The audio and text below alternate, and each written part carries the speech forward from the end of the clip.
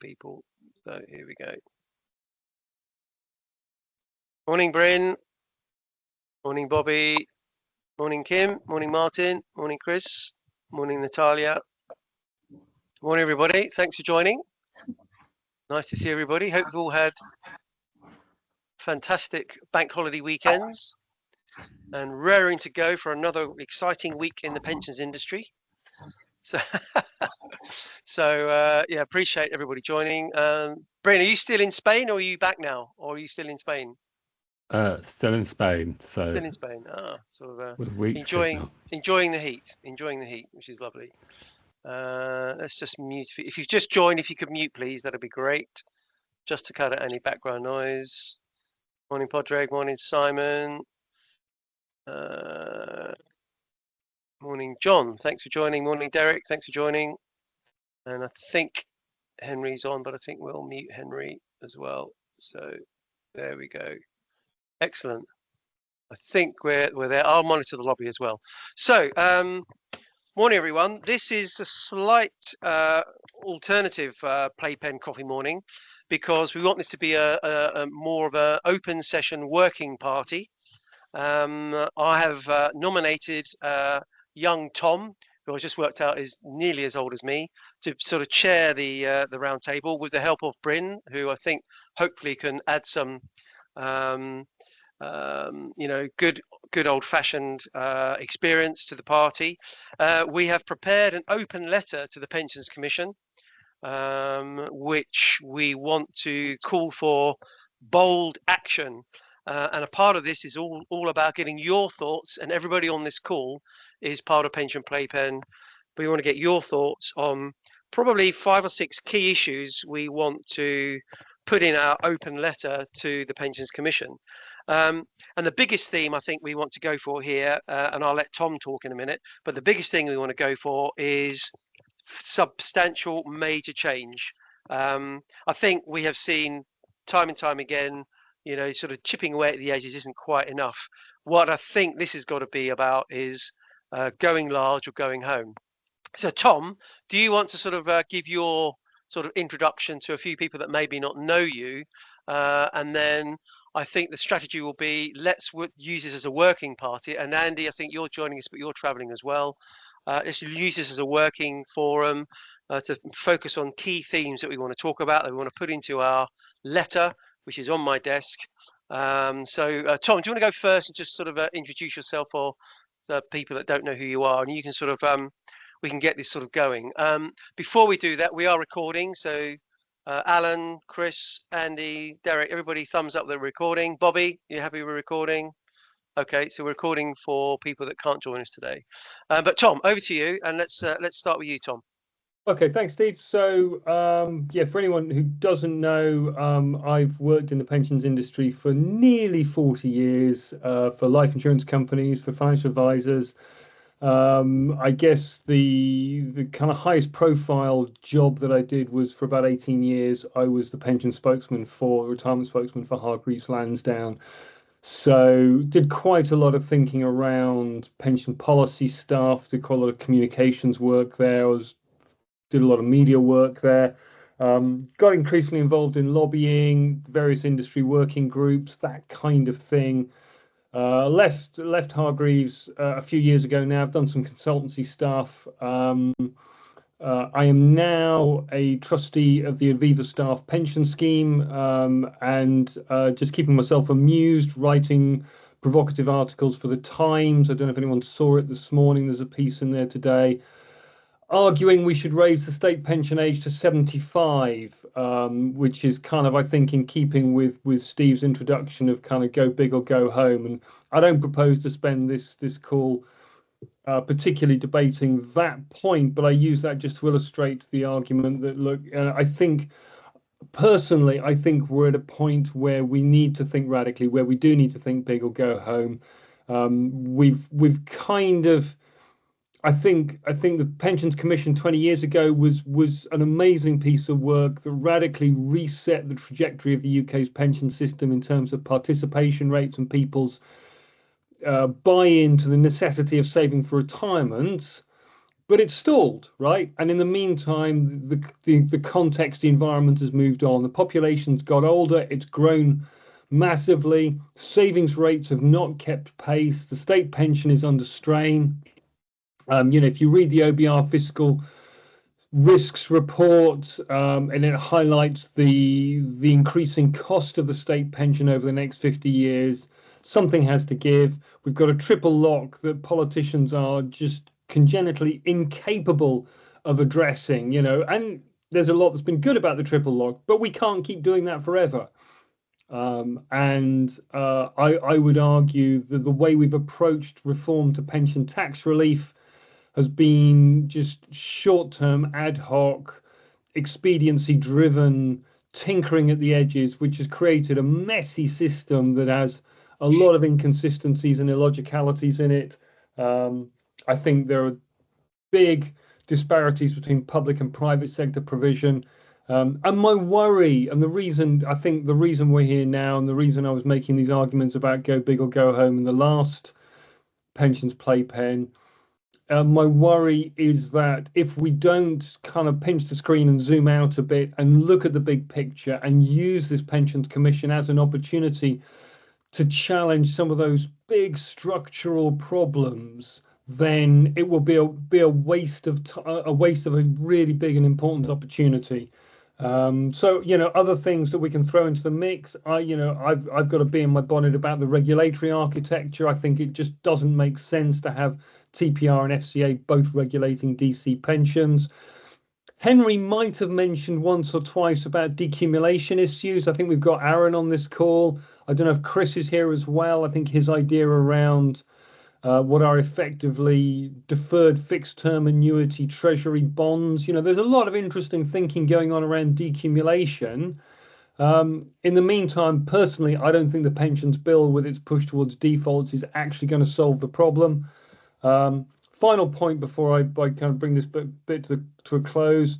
I worry about what the pensions bill is doing. I think there's a lot of good stuff in there. I think the value for money framework is a really sensible measure that will hold schemes to account for how they're delivering on behalf of their members. So that's great. And maybe decumulation will become part of that too. I've not yet seen a convincing argument of why we should have the size requirement as well. And I also have a big issue with the investment mandation clause in the bill. If the government wants pension schemes to invest in productive assets, and I get that, it should do it by persuasion rather than force. Schemes should be persuaded that it is in their members' best interest to make this investment rather than having the government standing over them with a big stick. So that's just a kind of personal hobby horse of mine. But I think the point of this call is to say, can we agree a consensus that it would be worthwhile for the pensions playpen to send a letter in to Jeannie Drake and her team to say, look, encourage them to think big, not just tinker at the margins, and these are the things we think you should think big on. So I'll pause there as a kind of contextual introduction, and I think probably we should bring in Simon at this point. Yes, Simon, do you want to unmute Simon Q? Thanks for joining, Simon. Appreciate your time on the round table as well. Do you want to just say a few words, Simon? Thank you. Yeah, thanks, Tom. Thanks, Steve, for inviting me. Yes, the Pensions Commission. I mean, I think with Liz Kendall saying that triple lock, and Tom referenced the unsustainability of the triple lock, is safe for this Parliament. That doesn't mean that it is out of scope for the Pensions Commission. It would be ludicrous if it was out of scope for the Pensions Commission. And actually, I called up the terms of reference as well, and there's nothing in the terms of reference that actually prevents them looking at it. And if they're looking at the system in the round, then they kind of have to look at triple lock. But ultimately, what they need to do is work out who needs assistance, how best we get them that assistance, and what the industry needs to do. Mandation in any form is a very, very tricky path to go down, because if you start doing that and it goes wrong, so mandation in investment, for instance, Tom, you mentioned that, then okay, if you want to do that, but you've got to put a backstop in there, because if it does go wrong, it shouldn't be the members, or indeed employers, people that have been paying into that. They should not be the ones on the hook for it. So yeah, I think there are some grand ideas But I think making sure that the member is protected really has to be the starting point for absolutely everything. But I do think there's got to be serious reform. Auto enrollment, for instance, we keep hearing it's a great success. Yes, millions of more people are saving, but they're not saving anywhere near enough. So when they get to retirement, what the hell are they going to do? Do we allow auto enrollment to be sidecar savings, for instance? Allow access at life points? Because it's sure as hell isn't going to be enough for someone to retire on. So those are the sorts of big ideas that I'd like to see suggested. Yeah, Simon, brilliant. can I just jump back? What did you mean by member protection? Can you just expand on that point a bit?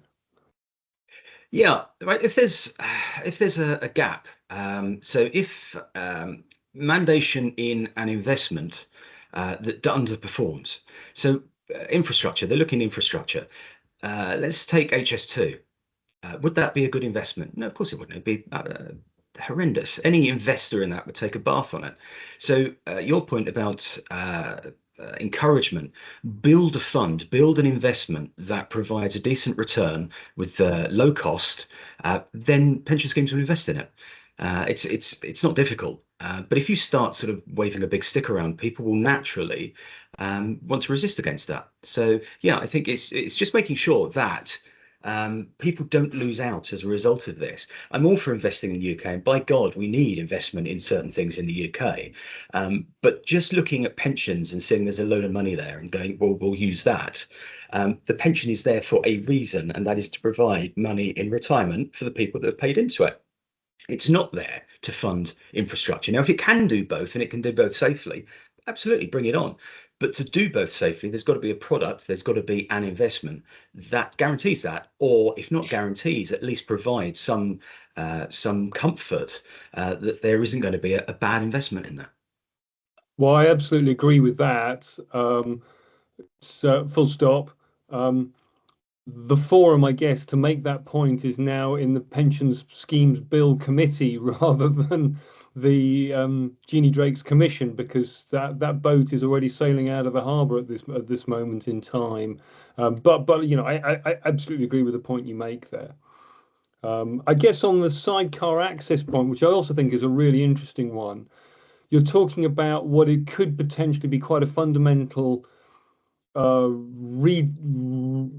realignment of auto enrollment, and potentially also the tax system. So, I mean, you could do one and not the other, but potentially both. And so you're opening up a different can of worms there, of saying, well, okay, do we need to look again at the tax treatment of pensions and how we control the money going in and the money coming out of them? You know, so these are questions, but I agree with you. I'm very sympathetic to the notion of some form of accessibility to those long-term savings. And I think Tom, right, looking at the faces on the screen in front of me, this doesn't really affect us. Thinking about people that are entering the workforce now, cost of living crisis. We saw in the news this morning that chocolate and other staple items have increased exponentially in cost. So how the hell are young people supposed to get on the housing ladder, find rent, pay for their bills? I mean, water bills have been increasing, electricity bills have been increasing. So how the hell are they supposed to do that and then save? They're not going to. The first thing that will drop is saving. For any reason, let alone saving for something that is decades down the track.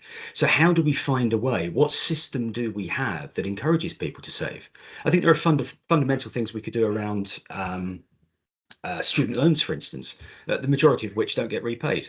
That's a huge burden on the government. Is there a way we can incentivize repayment of student loan and maybe transfer some into a sidecar savings? I think there are huge discussions that we need to have, but it's not about people like me and what affects me. It's what affects my children and what affects people that are starting work now, and how we encourage them to save. And I think that's the major point around adequacy, because if we don't encourage people entering the workforce now to save, there's going to be a massive problem down the track.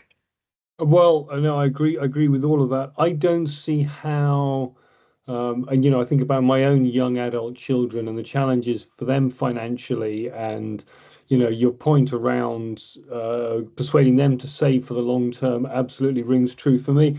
I don't see how you can do this without mandating higher employer contributions into the workplace pension, which is really difficult given the cost of employment and the workers' rights bill and the NI bill and increasing unemployment and the minimum wage. And, this is not the moment to go to employers and say, oh, by the way, can we just dial up that 3% you're currently putting in and make it 5 or 8 or 10%? But I don't see how we fix this without doing that as well. Yeah. That's an interesting point. I mean, raise revenue elsewhere, I would suggest. Well, and to that point, my simplistic answer to going to employers and saying, you need to put more in is I would look to reverse out some of those points I've just touched on, whether it's minimum wage or the NI bill or the workers' rights legislation. But then you open a whole load of other problems as well, and there are knock-on consequences to all of that. So I get that this is not not without consequences. Do you have any other kind of shopping list issues that you feel particularly should be on the to-do list of the Commission, Simon? I'll let others speak and come up with their ideas. I think I've rambled for long enough, but I'm happy to pop back in again as and when. Yeah, it'd be interesting to ask Bryn. I don't know, Bryn, if you could unmute, because I think from your point of view at the House of Lords, what I was thinking over the weekend was, in 20 years' time, do we want anybody in industry to say we should have done A or we should have done B? Is there a big mistake or a bunch of mistakes waiting to happen? And do we think, Bryn, that this is really, really, really going to make a fundamental change to the UK system? Is that achievable, Bryn? I think that's what I want to ask you. I don't know is the real answer. I really just came to listen today. I'm not going to sign or be involved with the letter, although I strongly agree. Not quite the only thing I agree with Tom about, but I do agree is go big. That's the point of a commission. I hope that Henry is wrong, that it's all a waste of time. I think it's work that does have to be done. I would, in terms of going big, not too big, I suppose. There's a couple of areas I think it would just destroy the whole process if you start going into public service pensions and taxation. Neither of them are probably where we would want to be if we started afresh, but they're just such major issues in themselves to try and incorporate them within the Commission's work. Clearly, retirement age is an issue, 75. Yeah, good luck with that one. But clearly, with the retirement age review being in effect set alongside the Commission, I think it's all one bundle. Certainly, triple lock should be there. I read that it's outside the scope of the Commission for this Parliament, but beyond this Parliament, it'd be nonsense not to include it. I always emphasise the importance of understanding and broadly agreeing the role of the state pension within all this, where retirement age is actually not retirement age, actually the age at which you qualify for the state pension is an important element, and one of the things that need to be looked at is the extent to which there can be flexibility about retirement age, state pension age, and the amount of the state pension. I think that's an issue which will need to be looked at. The big problem, I'm not going to. I'm avoiding turning into this into a discussion on state pension age, which is going to have to be tackled as part of this with the dual structure of these effectively two commissions, and the government will then take them together and have to come to its conclusions. Whether they'll make whether it'll end up in fundamental change, I very much hope so.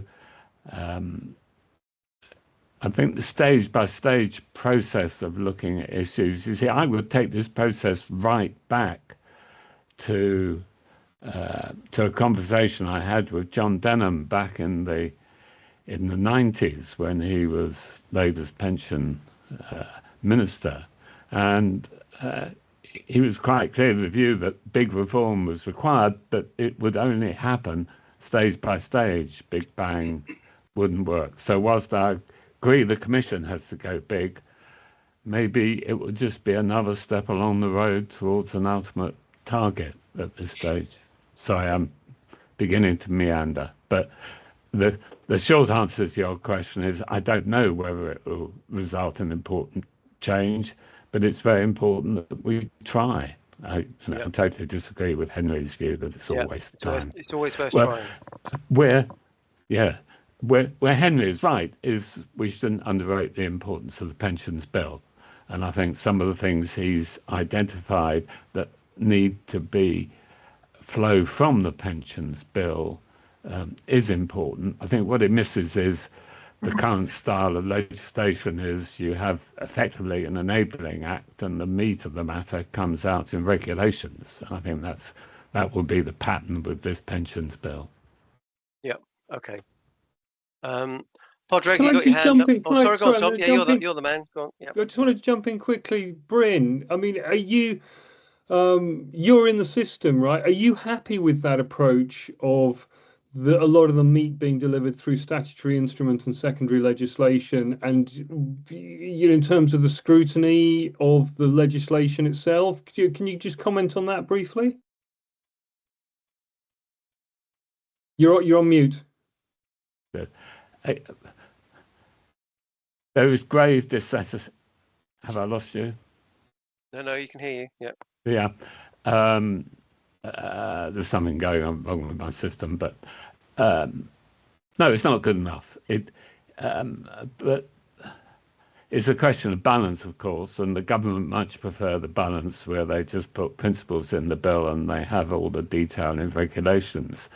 And regulations are not subject to sufficient review. And of course, it's the House of Lords that actually looks at regulations in great detail. But it's what we've got, and it's what's going to happen there. So we've got to work with what happens rather than what we'd rather happen. Yeah. Okay. Cheers, Bryn. Podrick, you got your hand up. If anybody wants to make a point, we've got 28 people on this call. Please raise a hand. We're going to have 28 opinions, but Tom and I, hopefully, and Simon and Aaron, we'll bring Aaron in a minute. We'll be able to come up with the top 5 that we are all happy with. But anyway, Podrick, over to you. You're on mute.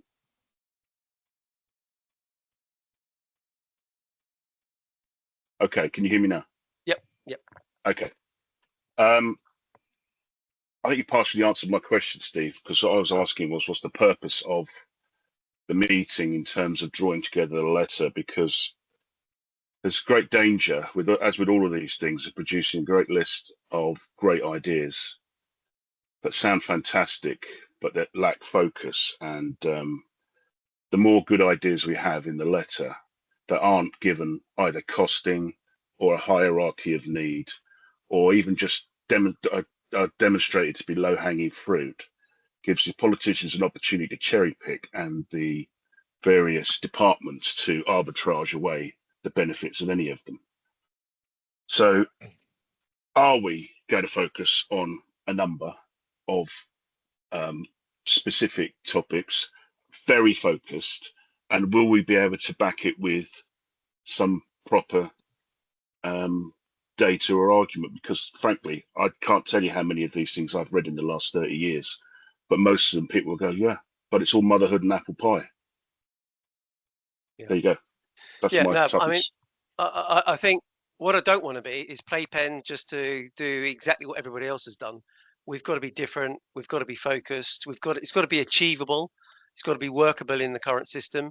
But I don't want to just give a list that everybody and their dog gave last week. You know, I want Playpen to be different. I want us to think outside the box. I want it to go large. I want it to be thoughtful, focused, and backed up with some stats, as you say. But yeah, we need to agree why are our ideas going to be different? How can we really make a change rather than copying what everybody else has said? That's what I want to get out of today. Chris, we'll come to you first, then we'll come to Andy, obviously, and then we can focus. But Chris, what do you want to say? Yes, thanks, Steve. Okay, go big and go different. I mean, those who read my blogs will know I focus mainly on the cohort over 50 coming up to retirement 65 with various ways how we should be doing pensions differently. The main one is that we should have ditched post pension freedoms. We should have ditched pot conversion at retirement because it's no longer necessary and it's actually potentially dangerous, as those who retired in 2022-3 found out. So what we should be doing is looking to engage with that cohort 10 years ahead. And I'd like to throw in a new area we should engage with them, and that is housing. A lot of people in that sort of 55, 65 bracket have parents who will sadly pass away, and they will inherit significant amounts of money. And we should encourage them to put that money into top up their inadequate pots. And one way of doing that, tying that in with the IHT situation, I believe that the argument on IHT, I can understand why everybody is against people using it just as a wealth management tool and a financial planning tool.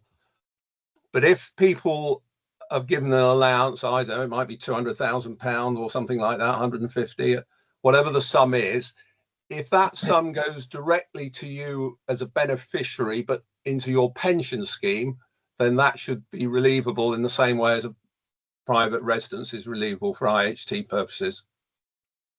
So that's one idea. To change legislation to get rid of the annual allowance and all that stuff. Well, no, have a special account where inherited wealth can go into an account. Which would be no tax like credit. So obviously those who aren't caught by IHT would be encouraged to just take the money, maximize 100% of earnings contributions and get the tax credit. But for those who it would go over that limit or already maxed out on earnings, it would be without tax credit.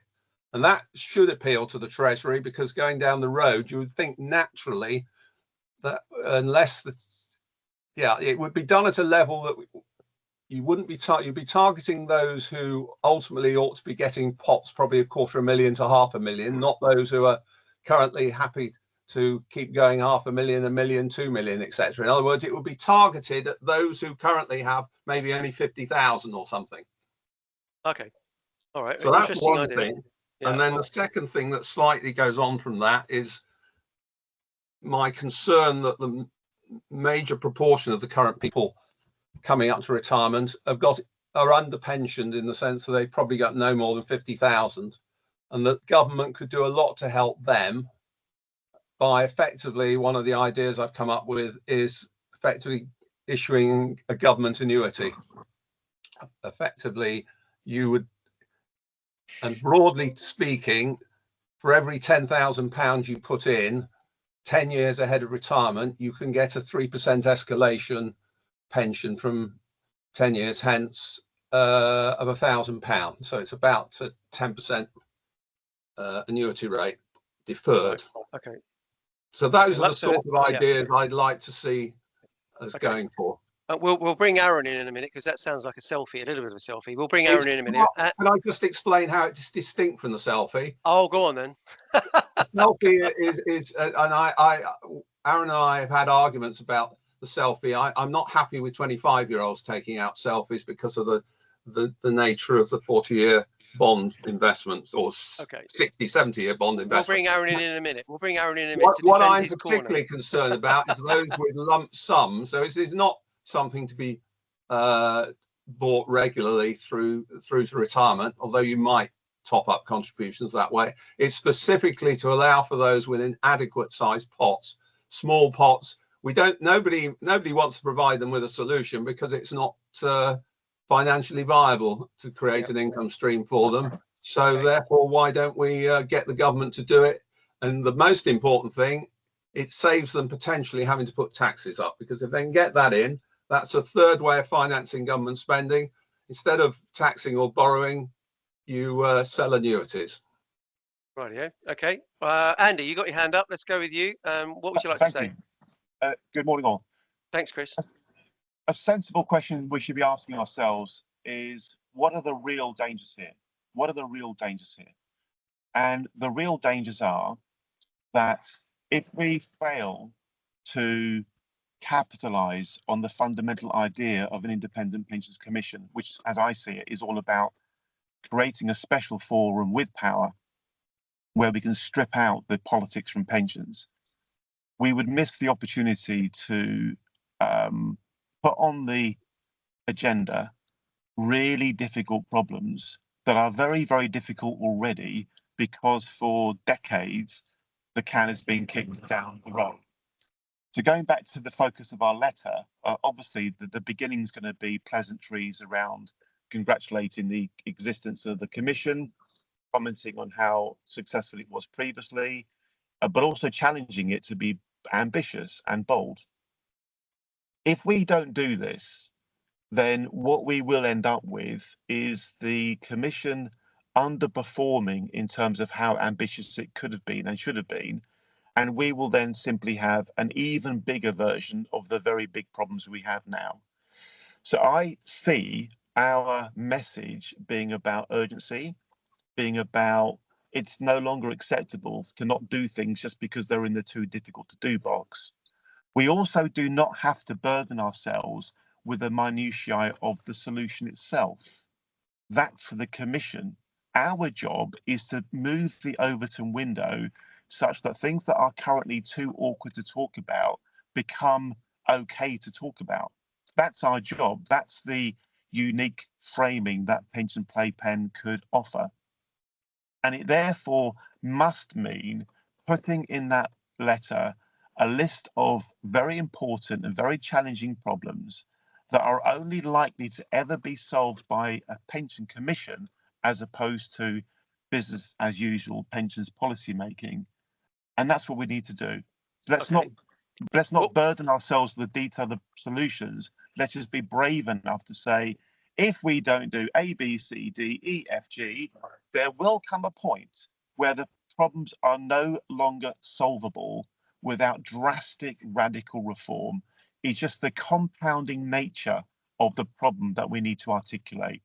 Urgency, urgency, urgency, big, bold, ambitious, do it. That's the message that needs to be in that letter.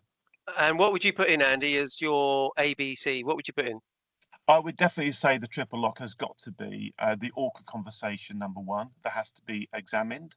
I definitely think moving the state retirement age to a viable position has to be discussed. For me, those two things are key. The third is we are deluding ourselves if we think auto enrolment is a success.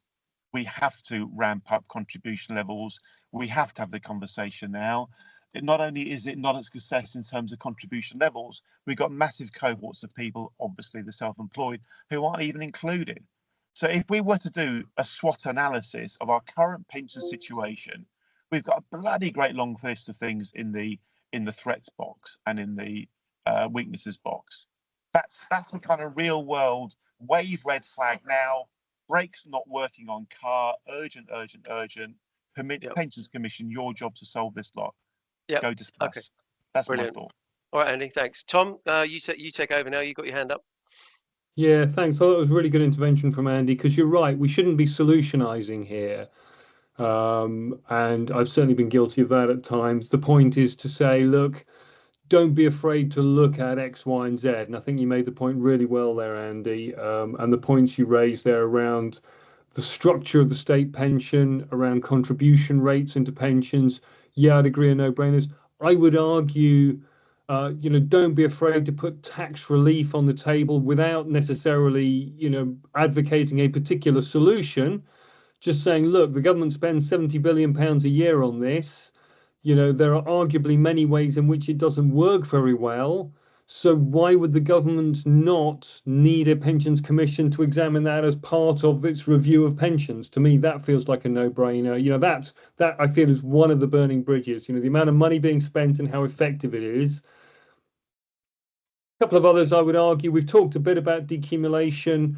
That question of pension freedoms came in a tearing hurry 10 years ago, and we're still trying to work out how to deal with it, right? We still, the conversation around whether it was even a good thing was settled very quickly because the public all went, yay, pension freedoms, and so the politicians went, ooh, okay, well we'll just move on then.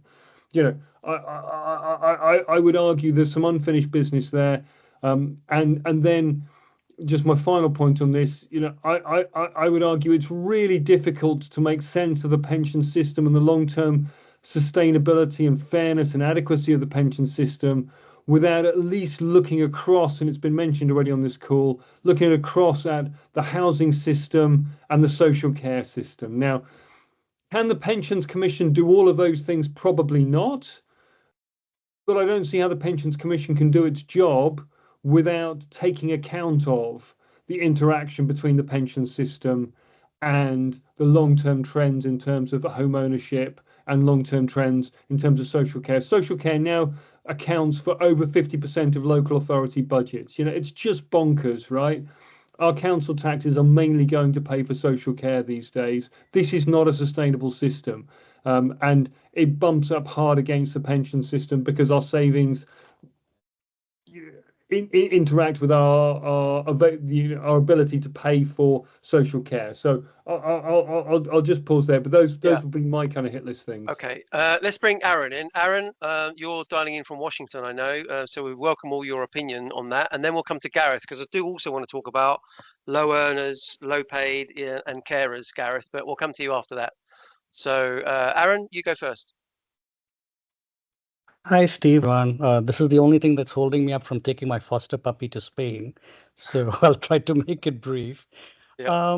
I think, Andy's comment about, sending a letter, I think is spot on because the committee is not really, at least as far as I can read from the bios of the commission, they're not hard pension people.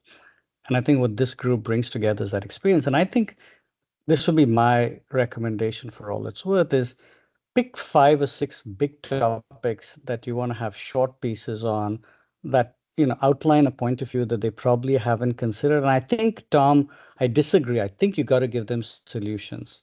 They need solutions because everything I've seen so far is kind of hand waving, and this might be one of the few opportunities that you have to make a difference. For me, the big issues are, and I'll skip the public side because I don't know the public side that well, and there are better people on this.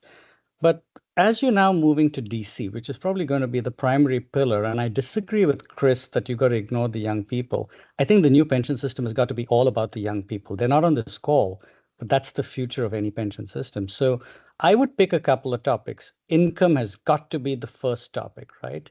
A pension system has to deliver guaranteed real return income so that you can have the lifestyle. Simon talked about cost of living. If it's not cost of living adjusted, it's basically a depletion of wealth, right? Or lifestyle. That's got to be the primary focus, to be honest, in my opinion, of this commission is deliver a solution that gives people income, whether it's Chris's or any other person, I don't care. The second one is self-employed. You got so many self-employed. 4.5 million people in the UK are self-employed. Address that. Low income ethnicity. As I travel around London, there are more people that look like me than most people on this call, right? It's got to be ethnically sensitive as well. I think you have to address that in this piece if you're planning to put it together, because I think somebody on the last call brought it up. I think was it Jeannie or somebody else? The other lady, I can't remember her name off the bat, but you have to address poor people. You have to address people who are minorities, right? And I think touching on taxes, to be honest, is a waste of time for this one.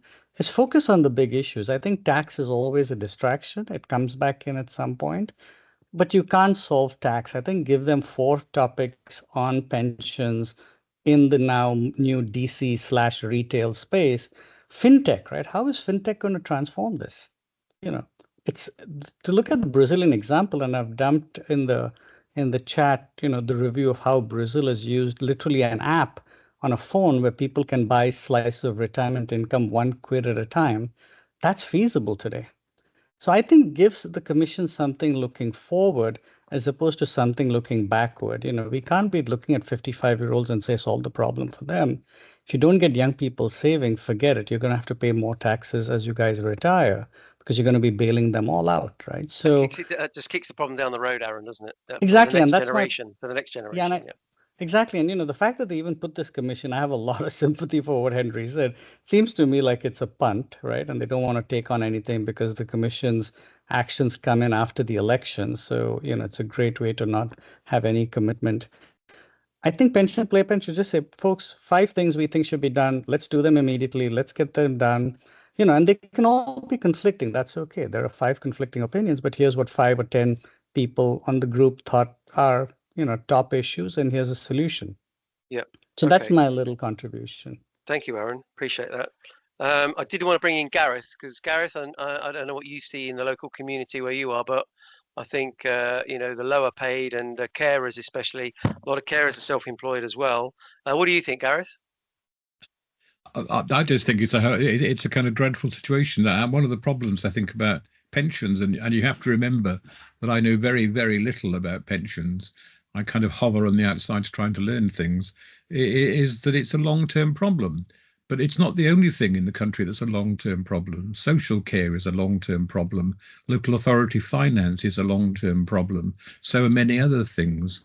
And one of the problems we face now is that politically, whether nationally or locally, people don't think they can afford to talk about long-term problems. We're driven by this year's budget, by this year's council tax take, by this year's tax take.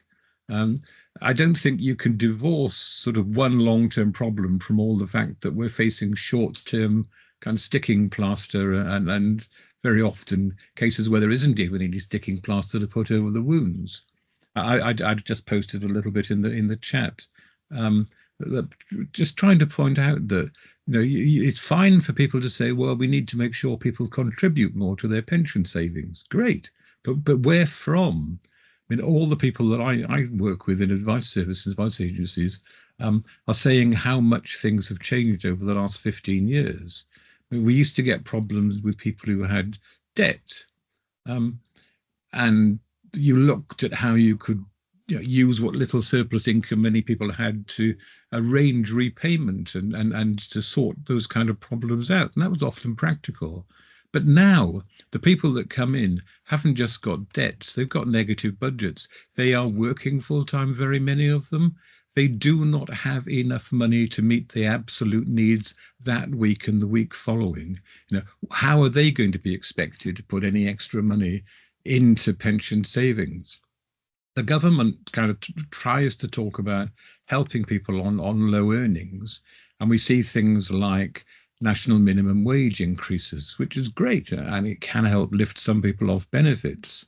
But that money comes from employers, and when you try and track down what happens from an increase in minimum wage over the previous year, and you look at then the increase in take for tax, the increase in take for NI, the increase or the decrease in payments out of benefits, for a very large number of people we've modelled, well over 90% of that extra money that comes from employers goes straight into the treasury in one way or another.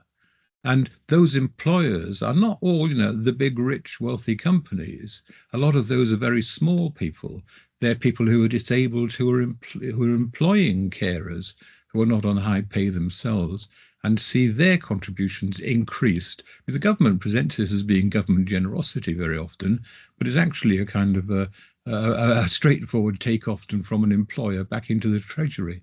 And I think from where I sit, there's a great deal of expertise in this room and in the pensions industry, but it doesn't get applied to the people who are the worst off and who are going to face the biggest problems in their retirement.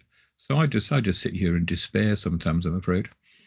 So one thing, what one thing on the ABC? What would you say, Gareth? One thing. What would you say? Oh, sorry, the ABC. Yeah, or the content that we're going to put in our letter. What would you desire? Wave a magic wand. How would you help low earners and self-employed? You can't conjure money out of thin air, I guess, but is there anything that you think could be helping?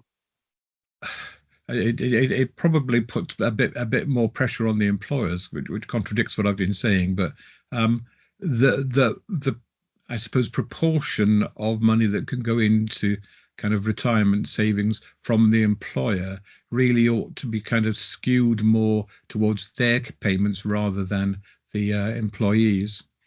Right. Okay.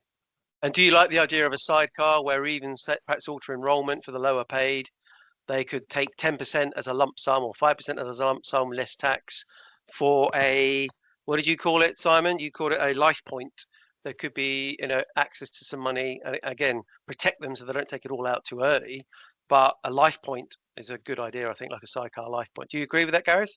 Well, one of the problems is that certainly what we see is that where people do have things like DC pots that they can get their hands on, and they're very small. We're really talking very, very small amounts, nothing like the 50,000s even.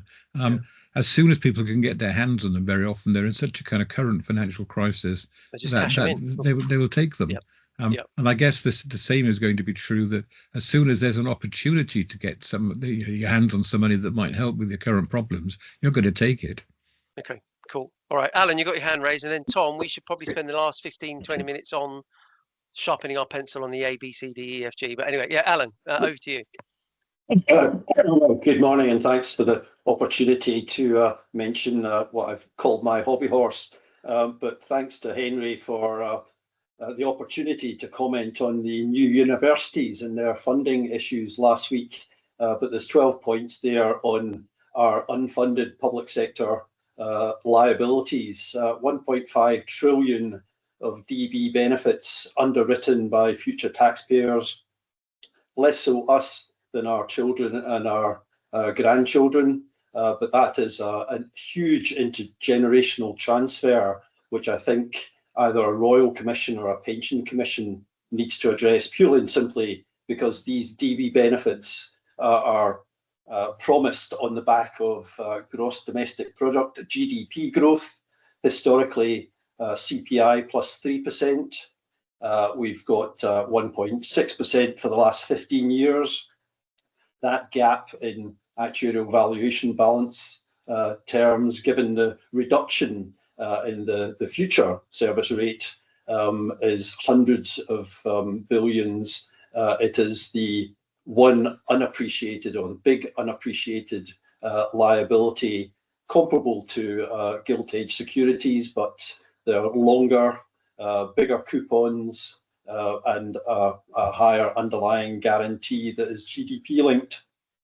The solution, I think, is quite simply to have revaluation in line with actual GDP growth, rather than the farce that it is at the moment with costing on assumed GDP growth. But those points are in more detail in that blog from via Henry last week. But it may be the fifth item on the list, but I don't think we should miss the opportunity to mention that massive national debt that doesn't feature in the public sector borrowing requirement.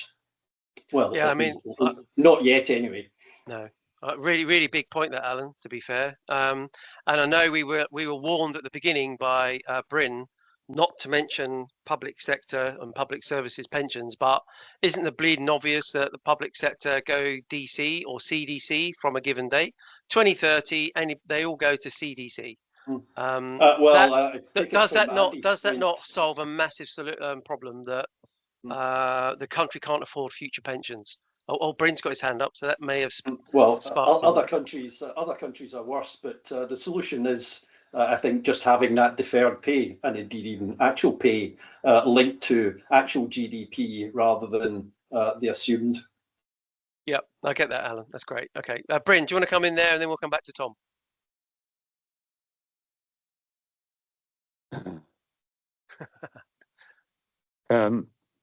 Yes. Where am I? I've switched my phone. The internet went a bit haywire. Oh yeah, you spoke. I didn't keep your name. the thing about public service pensions, it's a very big issue.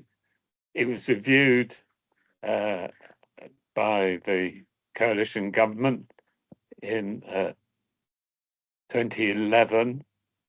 A solution was reached, which the government and most of the unions accepted.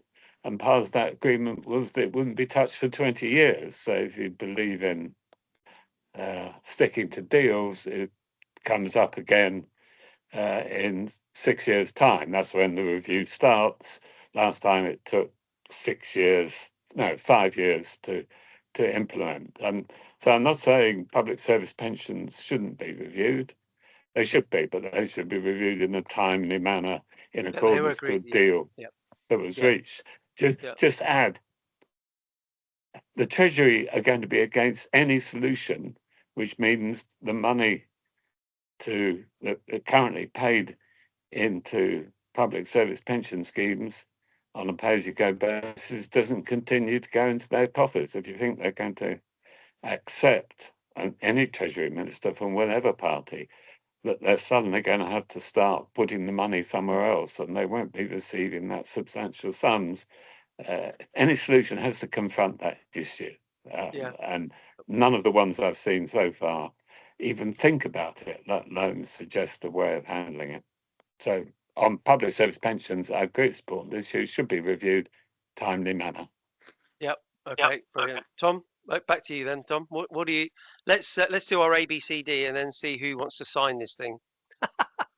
So a couple of quick thoughts. Alan, I really like your thinking around linking unfunded public liabilities to GDP growth. You know, whether it's the state pension or the triple lock or public sector pensions.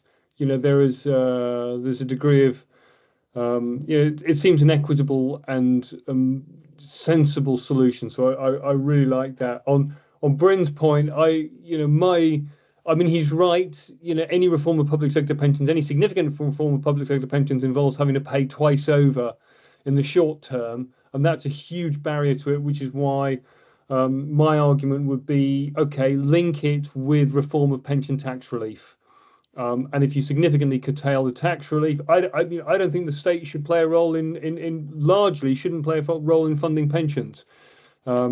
You know, you couldn't save the whole 70 billion of tax relief, but if you made significant restrictions to the amount of tax relief granted, that could provide a government with the funding necessary to cover the cost of reform of public sector pensions. I think we're drifting away from the letter on the Pensions Commission here. But okay, so I mean, this is a collaborative enterprise, so it's not for me to say this is what should be in the letter. I would argue, you know, and there's points been made here. We need to bring something new to the table, and we need to shift the Overton window to provide the, you know, to lead the commission to think radically and to think big. I don't see how you could argue. I don't see any point in writing to the commission unless you're arguing in favour of things like the structure of the state pension. And I would agree with Alan. You know, we should bring public sector pensions in at this point as well. Others may disagree. Bryn made the point it's not up for review yet. Well, tough. You know, I would just bring it forward now. Go big, you know, go big or go home, Tom. Right. It's too much money to ignore. Pension tax relief and public sector pensions, you're looking at around 120 billion pounds of state spending right there. State pension is going to, in today's money, will cost an extra 75 billion in 50 years' time. You know, we can't ignore this kind of stuff. So if you're doing the commission, why would you not look at this? You've got to look at contributions. Yes, you've got to look at the self-employed. Why would you not bring in some mechanism of auto-enrollment for the self-employed, probably through the tax system? And yes, it's got to speak to young people. It's got to, you know, there's a social contract issue here. We've got to, you know, I speak to too many young adults who say, well, what does the pension system do for me? What is the long-term future for me? I won't get a state pension, they say, right? Okay, so then it becomes a problem because they're the ones paying for our state pensions today, right? So the social contract starts to break down at that point. So you have to repair that. So there has to be a proposition in all of this that persuades the young people that the system is going to work for them in the long term and they should continue to participate in it. And I would certainly argue for that. I would also argue that we need something in there around the retirement income. We've heard really good ideas from Aaron and Chris and others. I feel like there's some unfinished business there in terms of how we link what's going in at the front end to what you get out at the back end. And we've got work going on in the pensions bill and default accumulation. I don't think that's good enough. So I would argue the Pensions Commission should be thinking about that as well. My final point on this is, I mean, notwithstanding what you said, Steve, you know, I would argue we can point in a particular direction, but the point of the commission is to do the hard yards, to do the work, to come up with the answers. It shouldn't be us giving them the answers. We should be the ones saying, these are the areas where you should go and look for answers. So rather than saying, here is the solution we're advocating, we should be saying, please go and look in these areas and don't be afraid to look in these areas. But it's up to you guys to do the hard yards now to come up with the answers to those things. Yeah, okay. So last few minutes before we start wrapping things up, are there any other ideas we haven't discussed today that are topical, achievable, focused, and could work? Because if they don't change now, if you don't change public sector pensions in 2031, when the hell are they going to change? You know, that's what my view is. Anyway, Bobby, go on. You what do you think, Bobby? Okay, so in the mode of go big or go home, the thing that's just come to me through all this is we said that DC's got to be the focus. Why not be more radical and say, actually, why don't we make a minimum income the focus? And the way to do that is to push out the state pension age. So push out the state pension age to a point at which we can actually pay for most people a good, decent income in retirement. That could have a couple of tangential effects. First of all, if you push the state pension to 75, all of a sudden the young people might just reset to thinking, I'm not going to retire to 75. Then you could use the auto enrollment as a top up and as a sidecar, because you could fit them together. You could say if at some point you need a bit more money, you could have this. But also when you get to 75, this DC pot will be worth loads more money, even on auto enrollment. And when you get to 75 if you save lots, you can retire earlier. Yeah. Yeah. But you know, when you get to 75, you're going to get a pot you can live on. So it's a bridge to your 75 pension. If Yeah. you save enough, it's a bridge to your 75. Okay, that's a good idea, Bobby, actually. Okay. Tom, anything else before we ask people who would like to help sign this thing? Be prepared, folks. You're going to have to put your hand up if you want to sign this thing. But anyway, go on, Tom. Yeah, Andy, go on. Steve, Yep. Forgive me cutting in. I think we should redefine our task for now. I think it makes sense to prepare a draft letter, included in that list of ideas, all the things that have been talked about today in a very non-judgmental way, and then simply circulate it amongst your Playpen community. Just who has any massively strong objections to any of these and why? Because all we're actually asking the commission to do is chat about this stuff. We're not trying to define a solution here. So I think we'll make more progress more quickly and get more consensus if yourself and Tom were to knock up a draft of the letter, include in the list anything that's been discussed today, unless it's deemed to be just daft. And I don't think any daft ideas have been spoken about. And just that's a shame. You need daft ideas too. I've unlimited supply of those, and just circulate that and just see who's strongly objects, if so why. That's what I think the task is for now. Yeah, no, we will circulate a draft letter, so it won't go out willy-nilly, so to speak. It will be done with approval. So, Tom, you happy with that? Fine. Cool. Okay, so last question to everybody, I guess, and get your reaction hands raised. At this juncture, and obviously the draft will come out, who would like to be included as a signatory of this letter? So just raise a hand. So Charles, you want to go on? Yeah. Tom. Andy. Joe. Okay. Thank you very much. By the way, I'll represent the SME pension consultation group. So it won't just be my vote, it'll be the vote of this particular lobby group. Right. Okay. And Chris as well. Yeah. Thanks, Chris. Cool. Okay. Thanks for your votes. That's really good. We will circulate said draft in the next day or two. Yeah, let's see what you all say about it. Let's hope we can get it out. I'd like to get it out probably end of this week. Tom, would that be reasonable? Do you think? That seems We've realistic. got the nuts and bolts of the letter, but yeah, we'll come back to you with a draft fairly shortly. Right. Next week on Pension Playpen, we'll be talking. I think William McGrath will be talking about a case study where a DB sponsor lost £500 million. So if you're into DB and actuarial trusteeship, you're a sponsor or an investment manager, then William's going to be talking about a real case where they lost £500 million due to strategy. So there you go. That's next week. Yes. Steve, could I just quickly ask that in the letter we request that we are, not just listen to in terms of the letter, but participate in an ongoing process of consultation. Yep, of course. Thank you. Brilliant. Excellent. Okay. Joe, do you have a question, or is that your voting hand? No, fine. Okay, that's great. Okay, thanks everyone for joining today. A really, really useful session. Let's see if we can make some progress and make some challenges and focus our attention to PC2 and yeah, see if we can change the future in Back to the Future fashion. So there we go. I'll get my DeLorean out.